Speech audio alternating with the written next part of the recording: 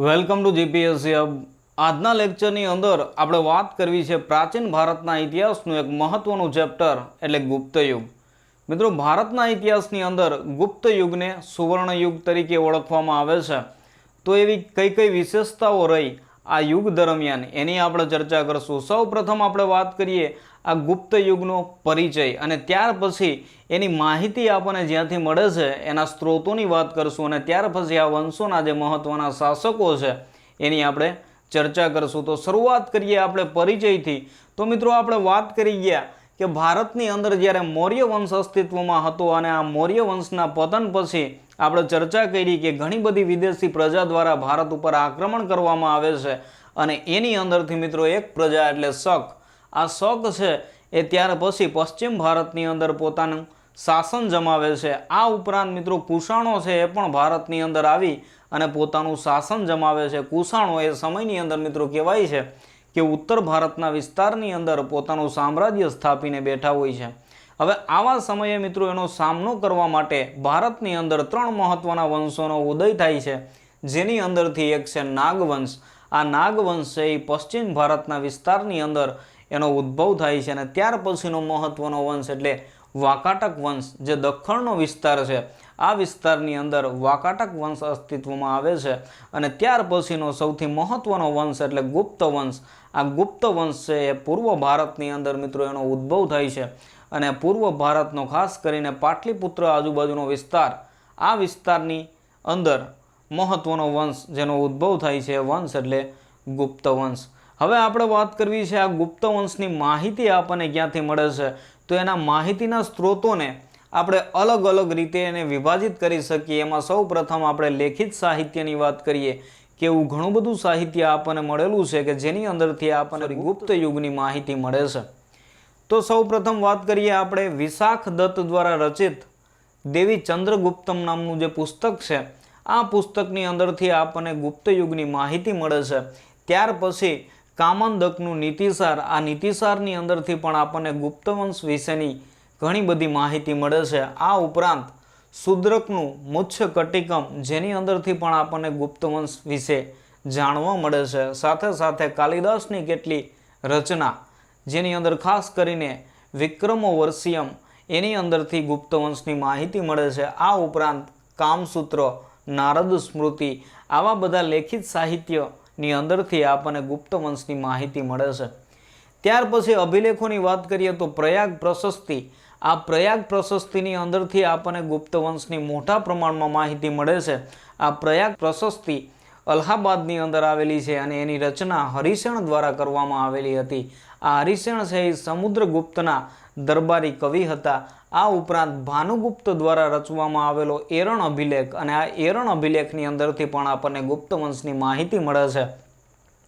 સાથે સાથે આપણે કહી શકીએ કે એરણ અભિલેખની અંદર સૌ પ્રથમ વખત કોઈ સ્ત્રીની સતી થવાનો ઉલ્લેખ આપણને જોવા મળે છે અને કુમારગુપ્ત દ્વારા જે વિલસડ અભિલેખ લખાવવામાં આવ્યો, આ અભિલેખની અંદરથી પણ આપણને ગુપ્ત વંશની માહિતી મળે છે। આ ઉપરાંત સ્કંદગુપ્તનો ભીતરી અભિલેખ, જૂનાગઢ અભિલેખ, ઉદયગીરી ગુફાલેખ, આ બધા અભિલેખોની અંદરથી આપણને ગુપ્ત વંશની માહિતી મળે છે।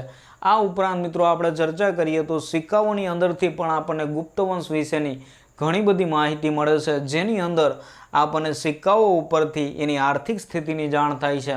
એટલે સિક્કાઓ સોનાના હોય તો આપણે નક્કી કરી શકીએ કે રાજ્યની સ્થિતિ સારી છે, આવક છે એ કર સ્વરૂપે જે આવક થતી, આ આવક પણ મોટા પ્રમાણમાં થતી છે અને એટલા માટે જ એ રાજ્યએ સોનાના સિક્કા ચલણમાં મૂક્યા।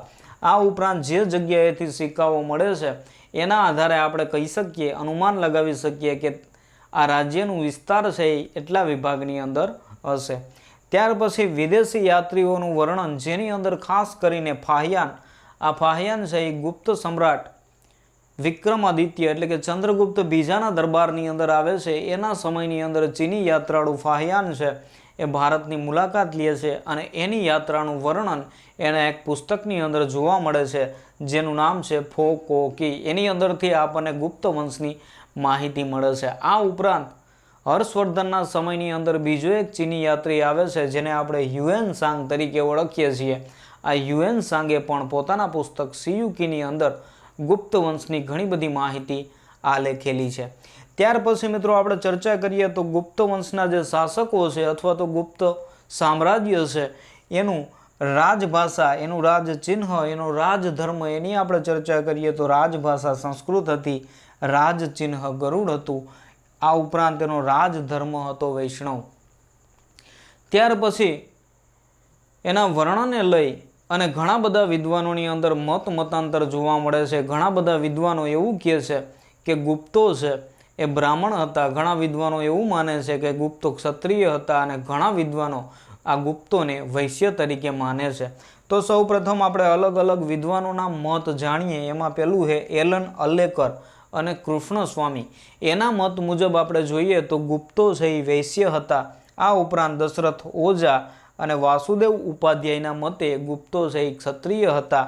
ત્યાર પછી AR ચૌધરીના મતે ગુપ્તો છે એ બ્રાહ્મણ હતા। તો આવી રીતે વિદ્વાનોની અંદર પણ એના વર્ણનને લઈ અને અલગ અલગ મતાંતર જોવા મળે છે, પરંતુ સૌથી વધારે મત મિત્રો વૈશ્ય હોવાને મળે છે। એટલે ગુપ્તો છે એ વૈશ્ય હતા એમાં ઘણા બધા વિદ્વાનો સહમત થાય છે। ત્યાર પછી આપણે વાત કરવી છે ગુપ્ત સામ્રાજ્યની અંદર જે મહત્વના શાસકો આવે છે એની અંદર સૌ પ્રથમ શાસક એટલે શ્રી ગુપ્ત અને એનો સમયગાળો હતો ઈસવીસન 240 થી ઈસવીસન 280 વચ્ચેનો। આ સમયગાળા દરમિયાન ભારતની અંદર સૌ પ્રથમ ગુપ્ત વંશનો શાસક એટલે શ્રી ગુપ્ત દ્વારા ગુપ્ત વંશની સ્થાપના કરવામાં આવે છે। એટલે ગુપ્ત વંશનો સ્થાપક પૂછવામાં આવે તો આપણે જવાબ લખશું શ્રી ગુપ્ત, કેમ કે એના આપણને પુરાવા મળે છે। પ્રયાગ પ્રશસ્તિની અંદર આખી વંશાવલી મળે છે, એની અંદર સૌથી આદિ પુરુષ તરીકે શ્રી ગુપ્તને દર્શાવવામાં આવેલો છે। ત્યાર પછી વિલસડ અભિલેખ, એની અંદર પણ આપણને માહિતી મળે છે અને ભીતરી અભિલેખની અંદરથી પણ આપણને શ્રીગુપ્તની માહિતી મળે છે। આ ઉપરાંત શ્રીગુપ્ત છે એ શરૂઆતની અંદર કહેવાય છે કે કુષાણ શાસકોના આધિપત્ય નીચે કામ કરતો અને ધીમે ધીમે મિત્રો પોતાનું સ્વતંત્ર રાજ્ય સ્થાપી અને પોતે એક શાસક બને છે અને આવી રીતે ગુપ્ત વંશ અસ્તિત્વમાં આવે છે। એટલે ગુપ્ત વંશનો સ્થાપક પૂછવામાં આવે તો શ્રીગુપ્ત અને આ શ્રીગુપ્ત દ્વારા મહારાજાની ઉપાધિ ધારણ કરવામાં આવે છે। ત્યાર પછીનો એનો પુત્ર એટલે ઘટોત્કચ, જેનો સમયગાળો છે 280 થી 319, એટલે 280 થી 319 વચ્ચે ભારતની અંદર ગુપ્ત વંશનો બીજો મહત્વનો શાસક એટલે ઘટોત્કચ। અને એની અંદરથી મિત્રો ખાસ આપણે એક જ બાબત યાદ રાખશું કે ઘટોત્કચ છે એણે પણ મહારાજાની ઉપાધિ ધારણ કરી હતી।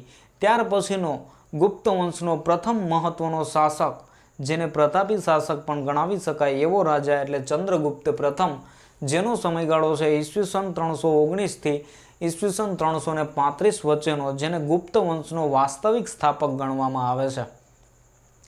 ત્યાર પછી મિત્રો જ્યારે આ ચંદ્રગુપ્ત પ્રથમનો રાજ્યાભિષેક થાય છે એ સમયની અંદર ચંદ્રગુપ્ત પ્રથમ દ્વારા ગુપ્ત સંવતની શરૂઆત ઈસવીસન 319-20ની અંદર કરાવવામાં આવે છે।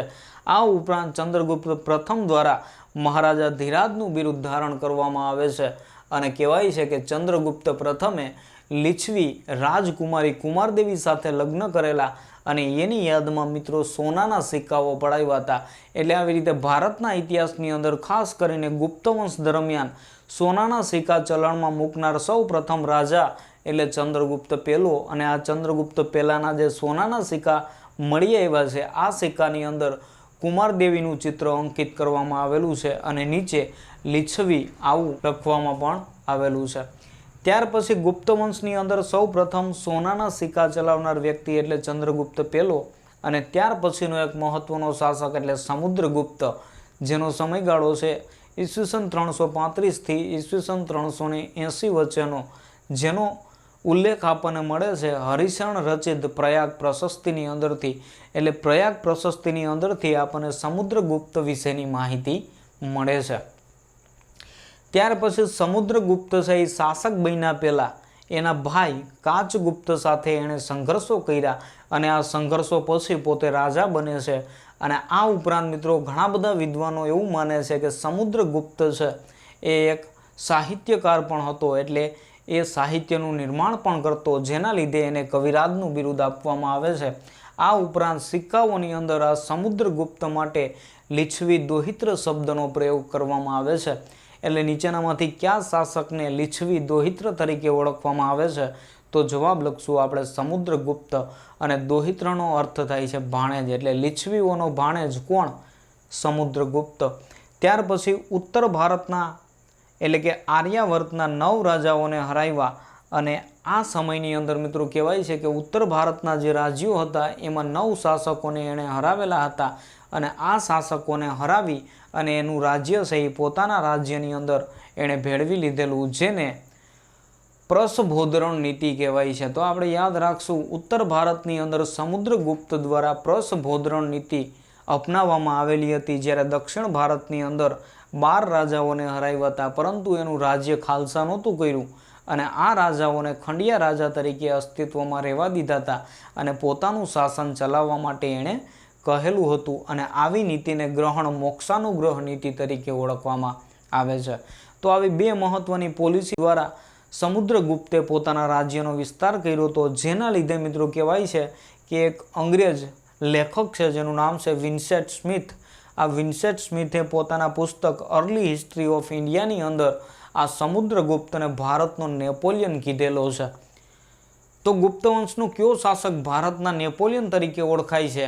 તો આપણે જવાબ આપશું સમુદ્રગુપ્ત, અને સમુદ્રગુપ્તને ભારતના નેપોલિયન તરીકે કોણે ઓળખાવેલો છે? તો વિન્સેન્ટ સ્મિથે. અને કયા પુસ્તકની અંદર ઓળખાવેલો છે? તો આપણે જવાબ આપશું અર્લી હિસ્ટ્રી ઓફ ઇન્ડિયા. આ ઉપરાંત પ્રયાગ પ્રશસ્તિની અંદર આપણે જોઈએ તો આપણને ઉલ્લેખ મળે છે કે સમુદ્રગુપ્ત દ્વારા 100 યુદ્ધો કરવામાં આવેલા હતા, અને આ યુદ્ધોની અંદર એણે વિજય પ્રાપ્ત કરેલો હતો. મિત્રો, આ યુદ્ધની અંદર વિજય મળ્યા બદલ સમુદ્રગુપ્ત છે એ અશ્વમેધ યજ્ઞ કરાવે છે અને સિક્કાઓ ચલાવે છે. એના સમયની અંદર 6 પ્રકારના સિક્કાઓ આપણને મળે છે, જેની અંદર ગરુડ દર્શાવતા સિક્કા, એટલે ગરુડનું ચિહ્ન દર્શાવતા સિક્કા, જેને ગરુડનો પ્રકાર કહી શકીએ, અથવા તો ધનુર્ધારી સિક્કા, પરશુ દર્શાવતા સિક્કા, અશ્વમેધ સિક્કા, પછી વ્યાઘ્ર હનન સિક્કા, વીણા વગાડતા સિક્કા. તો આવી રીતે અલગ અલગ 6 પ્રકારના સિક્કાઓ આપણને સમુદ્રગુપ્તના મળે છે. ત્યાર પછી મિત્રો આ વ્યાઘ્ર હનન સિક્કા, જેની અંદર સમુદ્રગુપ્તને વાઘનો શિકાર કરતો દર્શાવવામાં આવેલો છે, તો આવા સિક્કા પણ આપણને સમુદ્રગુપ્તના પ્રાપ્ત થાય છે. આ ઉપરાંત મિત્રો વીણા વગાડતા સિક્કા, જેની અંદર સમુદ્રગુપ્ત દ્વારા વીણા વગાડવામાં આવે છે, અને સમુદ્રગુપ્તને વીણા વગાડતો બતાવવામાં આવે છે, જેના ઉપરથી આપણે કહી શકીએ કે સમુદ્રગુપ્ત છે એ સંગીત પ્રેમી હતો. તો આવી રીતે એના સમયની અંદર ઘણા બધા સિક્કાઓ મળી આવે છે, તો એની આપણે ચર્ચા કરી. આ ઉપરાંત એક મહત્વનો પોઈન્ટ, તો વસુબંધુ નામના બૌદ્ધ સાધુને સમુદ્રગુપ્તે પોતાના રાજ્યની અંદર આશ્રય આપેલો હતો, અને એના રાજ દરબારની અંદર આ વસુબંધુ નામનો વ્યક્તિ જે બૌદ્ધ સાધુ હતો એના દરબારની અંદર બિરાજતો. તો મિત્રો, આવતા લેક્ચરની અંદર ગુપ્ત વંશની અંદર જે મહત્વના બીજા શાસકો થાય છે એની પણ આપણે ચર્ચા કરશું આવતા લેક્ચરની અંદર. Thank you.